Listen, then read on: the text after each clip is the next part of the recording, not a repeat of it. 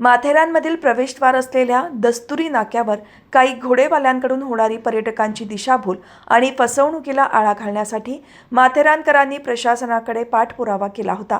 मात्र त्याला यश न आल्यामुळे अखेर माथेरान बचाव संघर्ष समितीने माथेरान बंदचे हत्यार मंगळवारपासून उपसले आहे. जोपर्यंत माथेरान प्रशासन फसवणुकीचे धंदे बंद करत नाही तोपर्यंत माथेरान बेमुदत बंदचे आवाहन करण्यात आले आहे.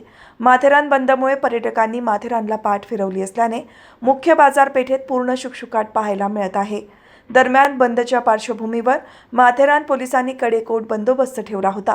दस्तुरी नाक्यावर येणाऱ्या पर्यटकांची दिशाभूल करून आर्थिक फसवणूक केली जाते. याचा सर्वसामान्य कष्टकरीपासून ते हॉटेल इंडस्ट्री या सर्वांच्या व्यवसायावर विपरीत परिणाम झाला आहे.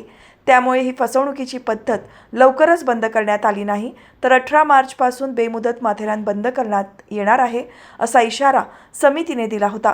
त्याला स्थानिक प्रशासनाने सकारात्मक प्रतिसाद न दिल्याने मंगळवारपासून माथेरान बेमुदत बंद ठेवण्यात आले. यापूर्वी अधीक्षक कार्यालयात समितीच्या सदस्यांच्या बैठकीचे आयोजन करण्यात आले होते.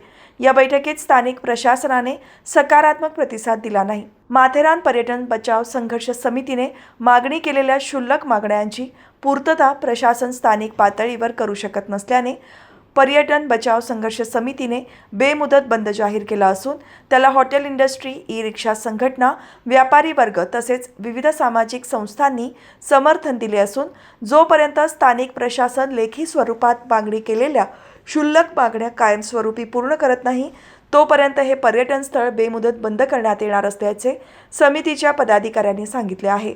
या बंदमध्ये शालेय विद्यार्थ्यांना ई-रिक्षाची सेवा उपलब्ध करून देण्यात येणार आहे, परंतु कोणाही प्रवाशांना ही सेवा उपलब्ध होणार नाही.